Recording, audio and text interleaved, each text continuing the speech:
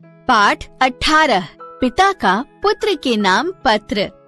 प्रिय मणिलाल, मुझे ये हक मिला है कि मैं प्रति माह एक पत्र लिख सकूं तथा एक पत्र प्राप्त कर सकूं।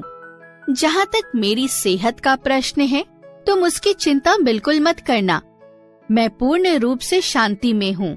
मुझे उम्मीद है कि बा अच्छी हो गई होंगी। मुझे पता चला है कि तुम्हारे कुछ पत्र यहाँ आए हैं, लेकिन वो मुझे नहीं दिए गए। डिप्टी गवर्नर की उदारता से मुझे पता चला कि बा का स्वास्थ्य सुधर रहा है।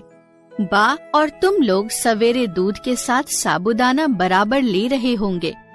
मुझे ये भी अच्छी तरह पता है कि तुम्हें अपनी शिक्षा के प्रति असंतोष है। जेल में मुझे पढ़ने का मौका मिला है।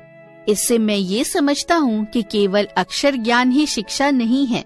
सच्ची शिक्षा तो चरित्र निर्माण और कर्तव्य का ज्ञान कराती है।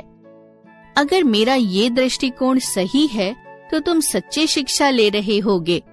आजकल तुम्हें अपनी बीमार माँ की सेवा करने का मौका मिला है। मुझे आशा है कि रामदास और देवदास को भी तुम संभाल रहे हो। यदि ये काम तुम अच्छी तरह और खुशी खुशी कर रहे हो तो तुम्हारी आधी शिक्षा इससे पूरी हो जाती है। मैं ये मानता हूँ कि आमोद प्रमोद एक निश्चित आयु तक ही अच्छे लगते हैं। 12 वर्ष की उम्र के बाद बच्चों को जिम्मेदारी और कर्तव्य का बोध हो जाना चाहिए। संसार की 3 महत्वपूर्ण बातों को प्राप्त करके तुम दुनिया में कहीं भी अपना निर्वाह कर सकोगे। ये 3 बातें हैं: अपनी आत्मा का, अपने आप का और ईश्वर का सच्चा ज्ञान प्राप्त करना। इसका मतलब ये नहीं है कि तुम्हें अक्षर ज्ञान नहीं मिलेगा। वो तो मिलेगा ही, लेकिन तुम उसी की चिंता करो, ये मैं नहीं चाहता। इसके लिए तुम्हारे पास अभी बहुत समय है। अक्षर ज्ञान तो दूसरों को देने के लिए होता है। बागवानी यानी अपने हाथों से जमीन खोदना, खुरपी चलाना, निराई करना आदि खूब काम करना। भविष्य में हमें अपना जीवन निर्वाह इसी से करना है। मेरी इच्छा है कि अपने परिवार में तुम एक योग्य किसान बनो।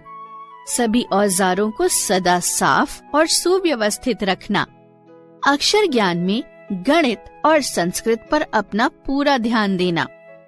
आगे चलकर संस्कृत तुम्हारे लिए बहुत उपयोगी सिद्ध होगी।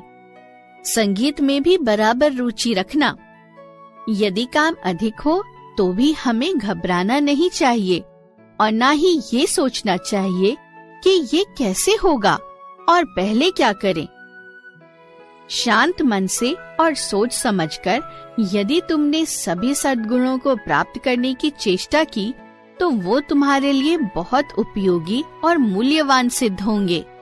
मेरा ये भी विश्वास है कि तुम रोज शाम को प्रार्थना करते होगे और रविवार को श्री वेस्ट के यहाँ प्रार्थना में भी सम्मिलित हो रहे होगे। सूर्योदय से पहले उठकर प्रार्थना करना लाभदायक होता है। हमें यत्न पूर्वक एक निश्चित समय पर ही प्रार्थना करनी चाहिए।